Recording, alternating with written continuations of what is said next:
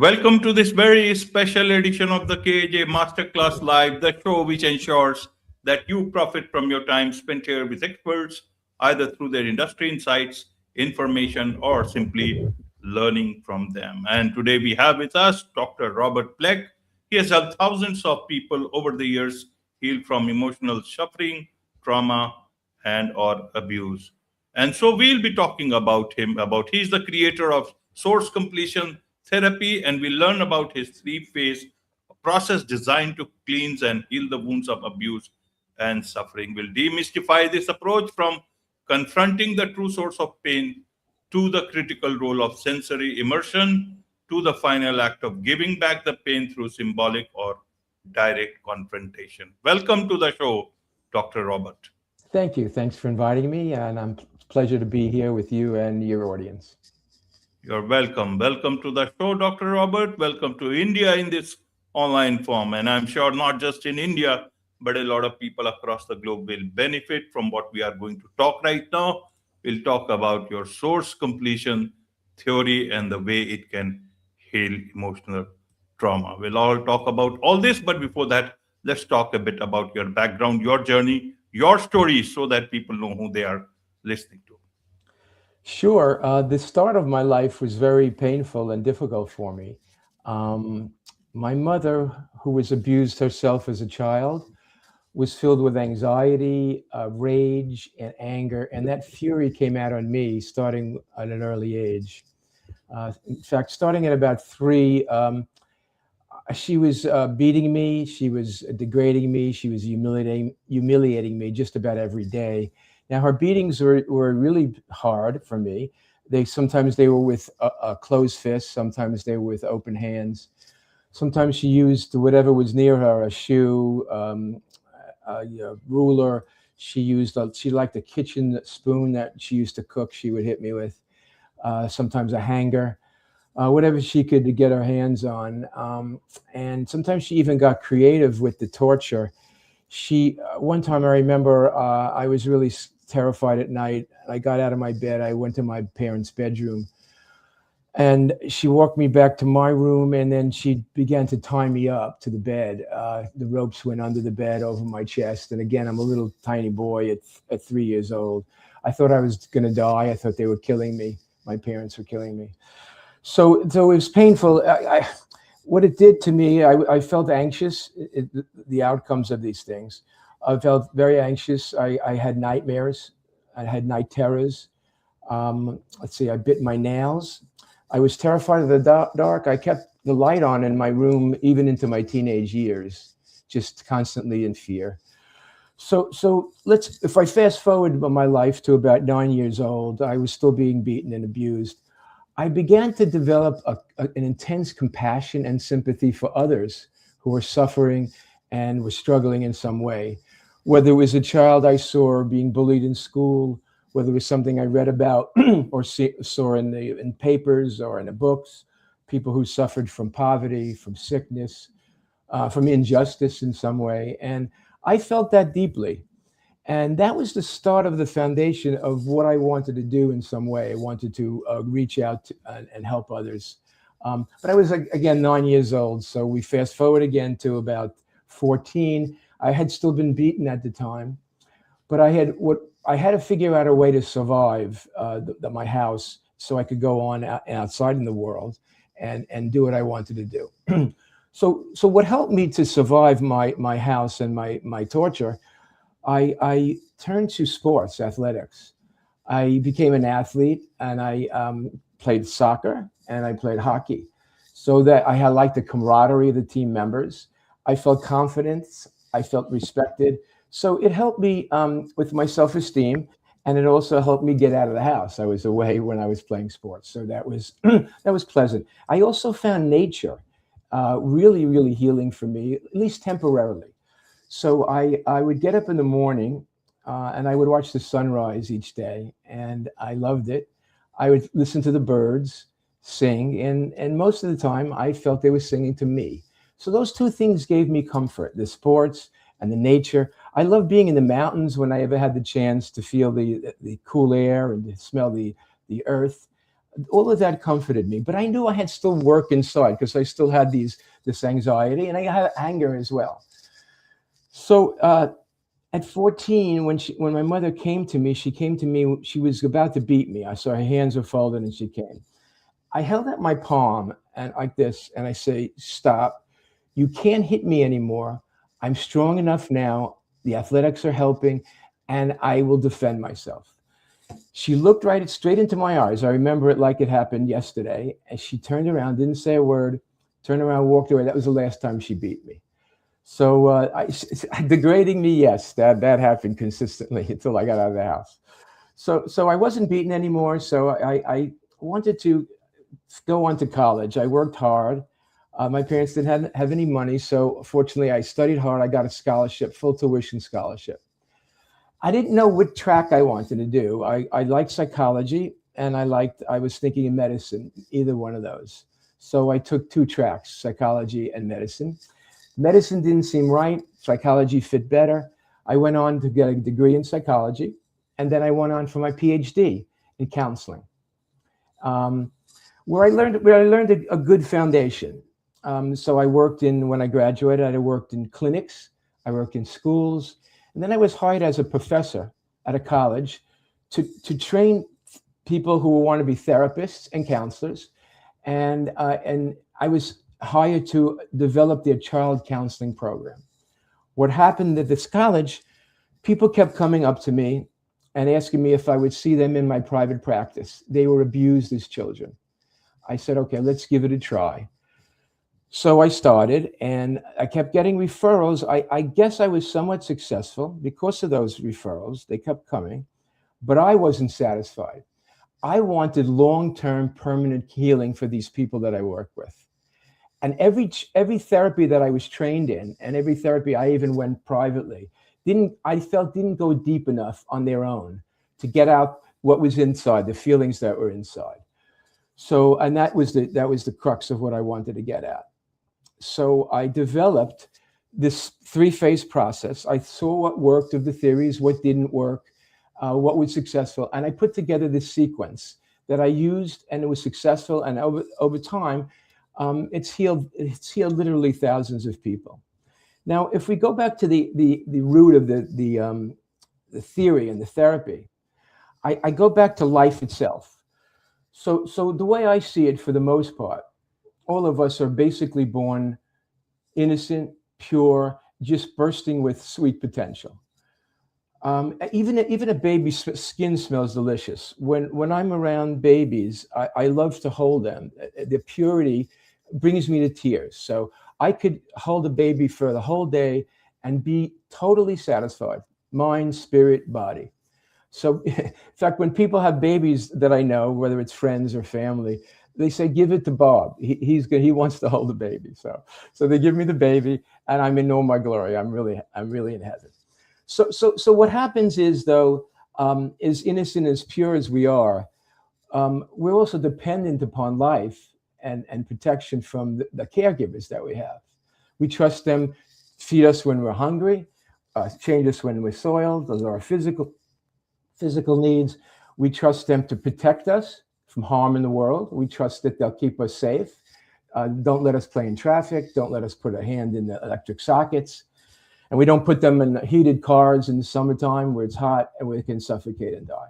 As we grow, we trust them to encourage us when we're disappointed in life, when we are faced with challenges that we're confused about. We trust them to guide us.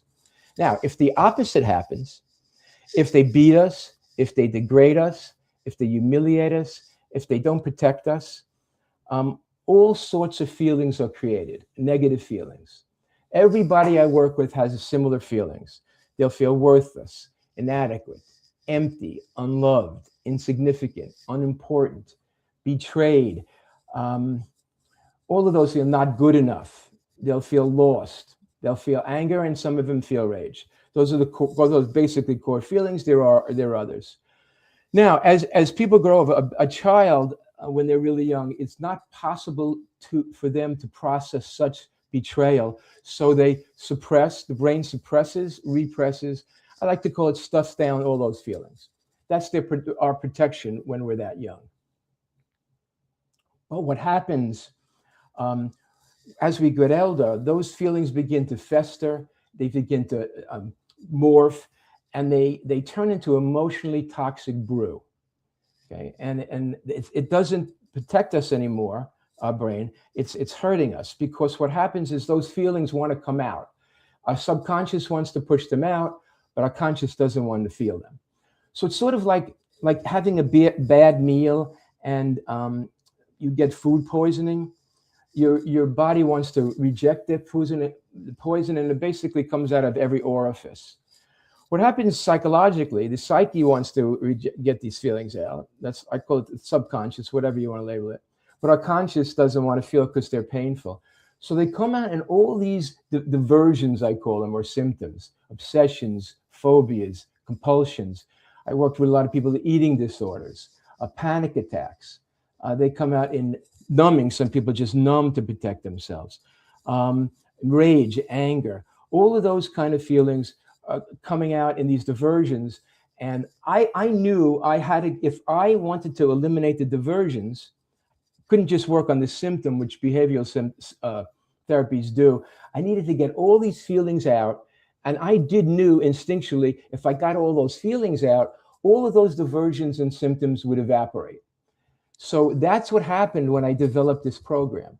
Anybody who comes to me with symptoms, no matter what the abuse was, no matter what the diversion is, if I get to the core feelings, I get them now to be released, the diversions evaporate, and they can go on to live healthy and productive lives.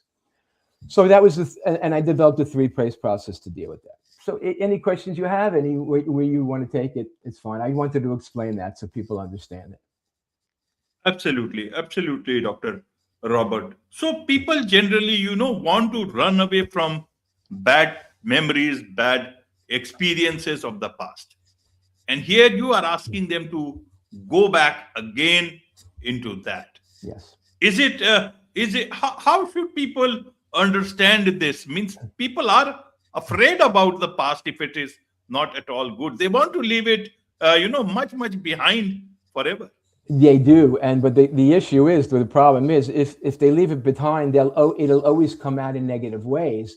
So that when I come to me, a lot of people say, "Well, look, this is what happened when I was 5, and I'm 30 now, I'm 40 now. I should be done with it." No, it never happens that way. Whatever feeling you store in will be there. It will fester and it will come out.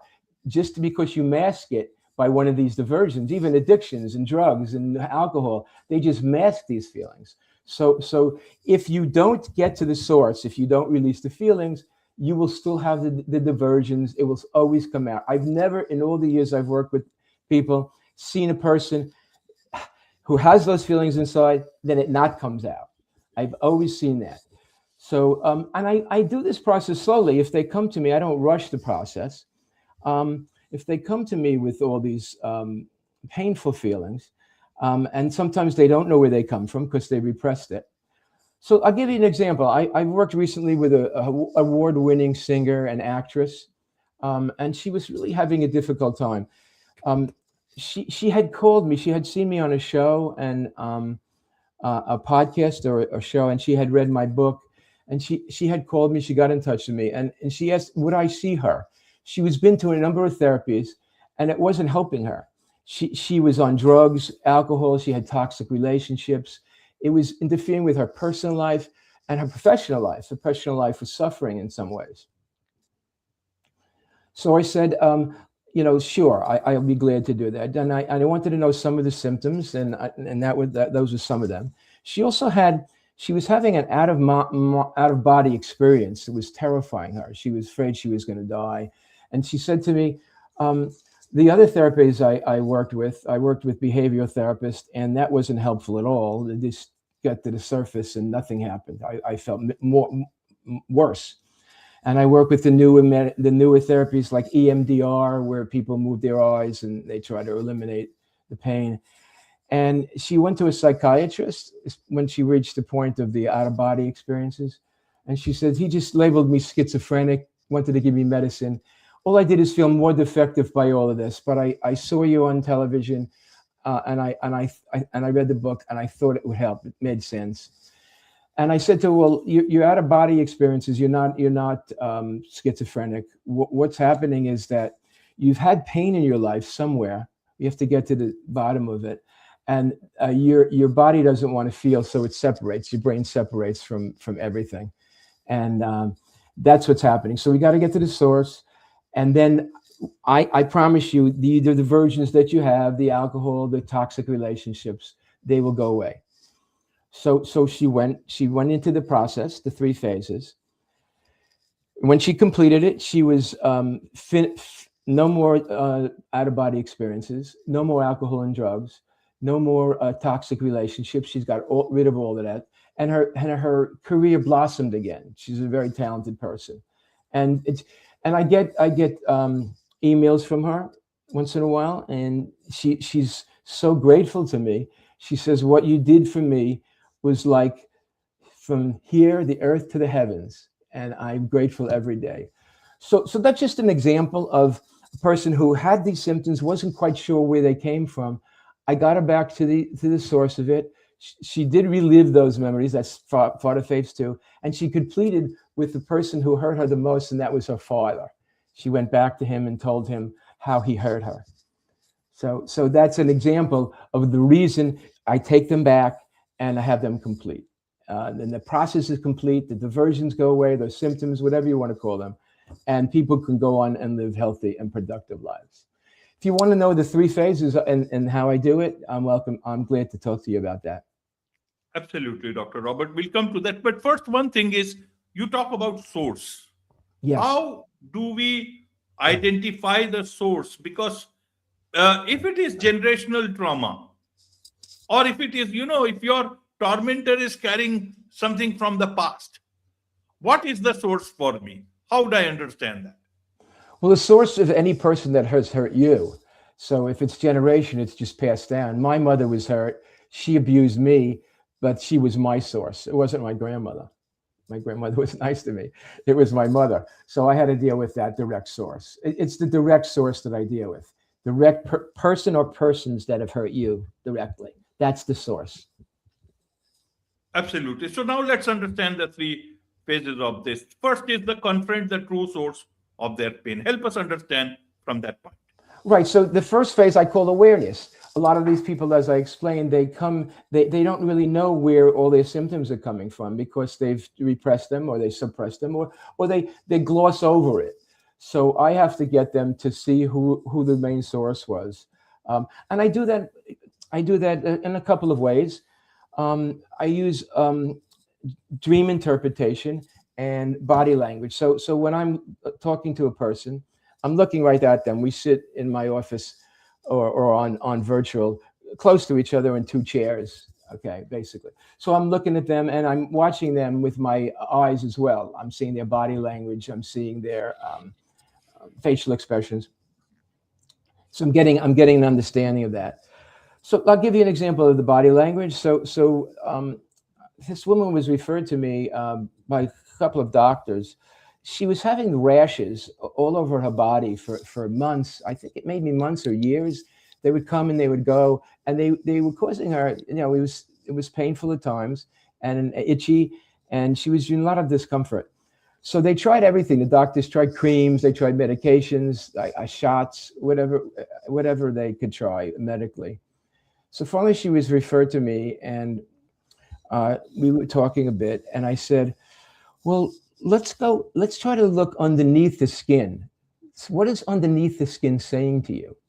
And she looked at me, our eyes opened wide, and she said, no one's ever asked me that question. None of the doctors ever did that. And I said, okay, just give it a little thought. And she thought, and she said, that's the poison my grandfather put in me when I was a little girl. I sat in his lap and he molested me. The poison has stayed in me since I came to talk to you. So that's the awareness I get her to see and who hurt him. Then we would go on to the next stage.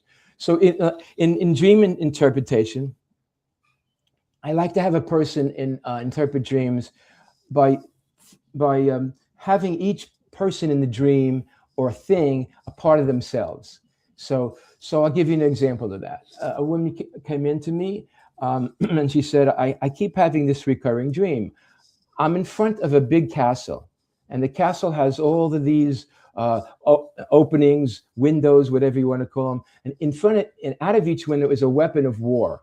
There's spears, bow and arrows, there's catapults, machine guns, mortars, whatever you can think of, cannons to fire, to protect the castle. And in front of the castle was this moat filled with alligators and all kinds of things that will eat you, you know. So she said, I have no idea, Dr. Bleck, can you help me with this one?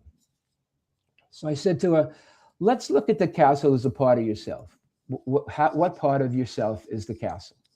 So those are open questions I use too in this phase. So she says, you know, that's the part of me that protects myself all the time. I keep people away from me. I push them away. I don't want them near me. I'm cautious about everything. And but right now, I'm also lonely right now. So I want help. I don't want to do that. I said, well, how come you push yourself away? Who hurt you? That's the question I ask. Who really hurt you? And then she says, you know, it was my father and my mother. And then she goes into detail, and then we're off. That's an example of the awareness. They start to get aware of who hurt them. Second phase is more of a immersive emotional experience through self-hypnosis, hypnosis. I usually do it first with them, and then they can do it at home if they want. I take them back to the events of the hurt or the abuse, and I have them tell me when they get out of it. When I take them out of it, they tell me how they feel, what they saw, sounds, any smells. I take them back to the whole experience with all these five senses, and they explore that. And what this phase does, it brings up what was done in phase two. Phase one was the awareness. This brings up the emotional feelings to the surface. So that's what that does. And it's very powerful. It's very potent. Again, I take each person, and each person goes at their own pace. Because as you said, and I agree with you, people don't want to feel because it's painful. But they have to if they want to heal. It's necessary. So we go back, and they bring up all these feelings. And I have them, when they're in that phase, we take a little time, we take time with that phase. Because after they come out of this, I have them also express it in different ways, what they were through. So some will write about the experience of going back. I have artists that I work with. They'll draw pictures of it. They'll paint. I have a sculptor that I work with. He made sculptures of pain that he experienced. Singers write songs about the experience. So they could use all the medium and that they want, or they choose whatever works for them to stay with the feelings and keep expressing them. So that's a really, again, an emotional process, and it takes the time. I don't rush anybody through any of these phases. It's always at their pace. They feel uncomfortable. We won't go there. We'll go get to it gradually, going back. And the last phase, again, people are this is the phase that most people are actually the most uncomfortable with. It's called completion. I have them go to the source figure who hurt them. So with my mother, I did this process too, because the therapists that I were involved with weren't deep enough for me. I wanted the long-term healing. So I did it as well as the people I work with. So I went to my mother and I confronted her. I told her how I felt, and I told her how it affected me. And that completes the process. And later in life, she said, I regret it. I'm sorry. I would, if I had to, I would do it all over again, a lot differently. So that was a good outcome for me. It doesn't always work that way. Sometimes the source denies it, or they don't want to own it, so they don't want to deal with it. So I have them confront the source of the pain, the person who did it. Now, people ask me the question that's often asked in interviews. Well, suppose the person's not there, they're dead. What happens? So if they're not dead, you could do virtual like we're doing. So we could do it that way. They could do it on the telephone. They could do it letter. And what about if they're dead? Dr. Bleck is often asked me. What about if they're dead? So I have them. They could go to the grave, and they could talk to the person there. Or they in my room or at home. They could close their eyes. Visualize the person. I'm doing that now. I'm seeing my mother right in front of me, and they could talk to the person. So there's many ways to do that completion process, and they're all effective in their own way.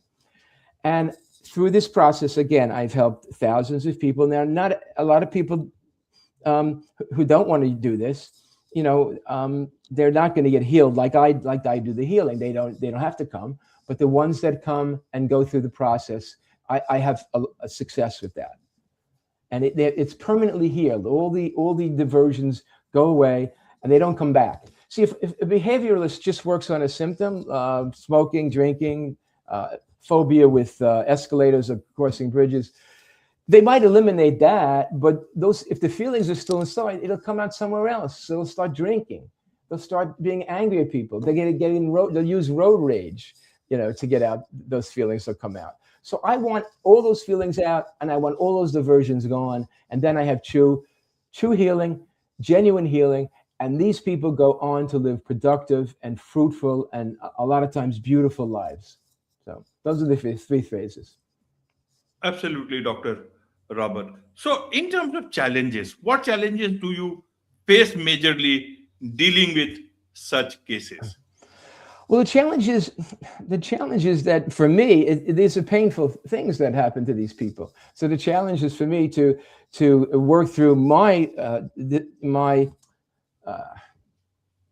discomfort with that, but I also know it's healing, so I work through it because I've been healed myself.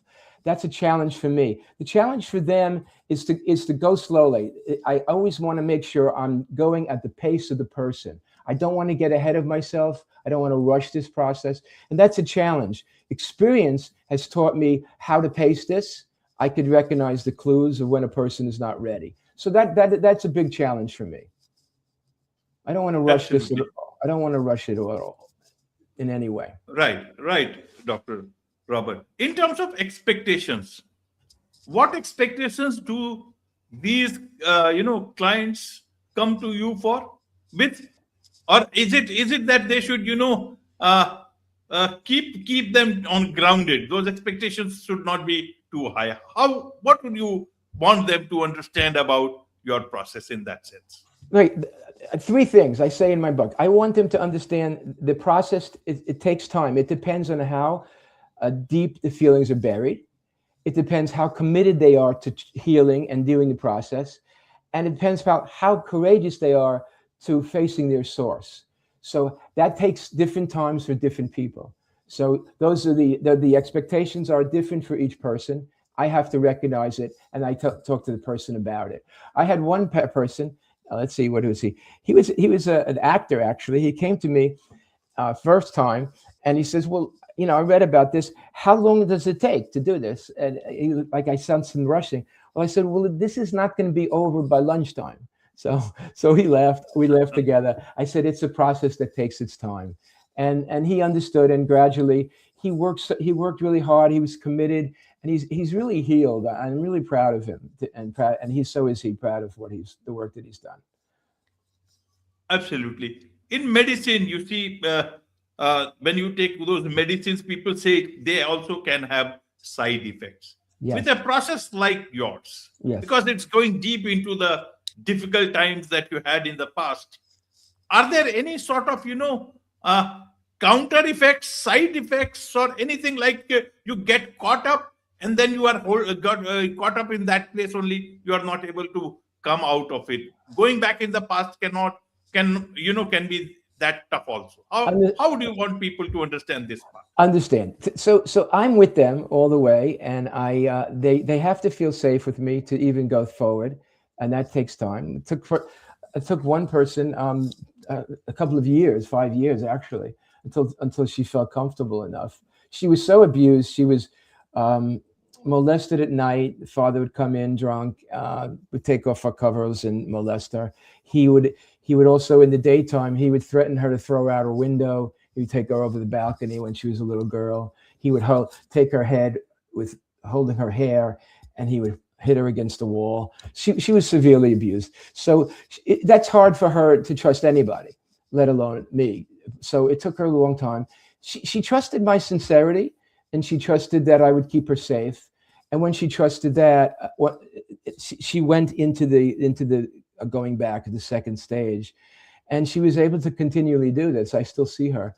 So she was continually able to do that and continually to heal. So it's a trusting process, um, and I was able to do that. So that's how it happens. I do it, and I do it making sure that the person that I'm with is always feeling safe. Absolutely, Dr. Robert. Now let's talk about your book, Give Back the Pain. Who is this book for?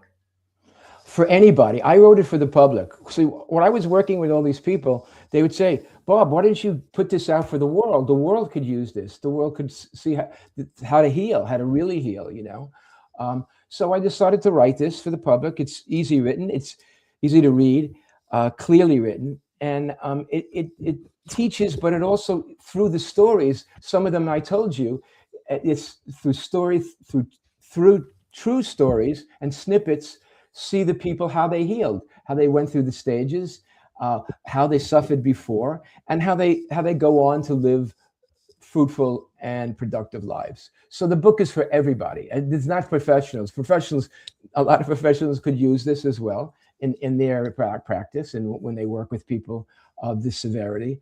But it was written mainly for the public.